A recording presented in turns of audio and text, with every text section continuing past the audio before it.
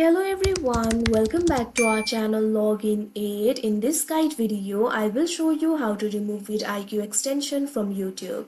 You can see over here right now I'm being able to see the analytics of this particular video. That means I've added vidIQ extension to YouTube. So if you want to remove it, it is actually very simple. First of all, what you have to do is launch open Google Chrome. You can see over here I've already opened it. Now click on the three dots that you can see at the top right corner of your screen. Now you'll be able to find various options over here. Find the option for extensions and hover over it. Now click on this option, visit Chrome Web Store. Now you'll be led to the Chrome Web Store. Instead of doing all that, you can also click on the search bar and type in chromewebstore.google.com. After that too, you'll be led to the Chrome Web Store. Now what you have to do is click on the search bar that you can see right over here.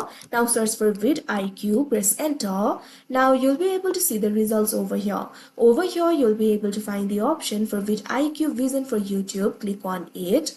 After you do that, you'll be led to this kind of interface. If you haven't added it yet, over here you'll be able to find the option for add to Chrome. But if you have already added it, over here you'll be able to see the option for remove from Chrome. So what you have to do is simply click on this option, remove from Chrome. Now you can see over here, you'll be able to see this kind of pop-up. Simply click on this option, remove. Now you can see over here vidIQ has been uninstalled. Now it has been removed as the extension. So if you go back to YouTube again, refresh it, now you'll no longer be able to see the analytics over here. So like this, you'll be able to remove vidIQ extension from YouTube. So that is how you remove vidIQ extension from YouTube. I hope you found this video helpful. Thank you for watching. Make sure to like, share and subscribe to our channel.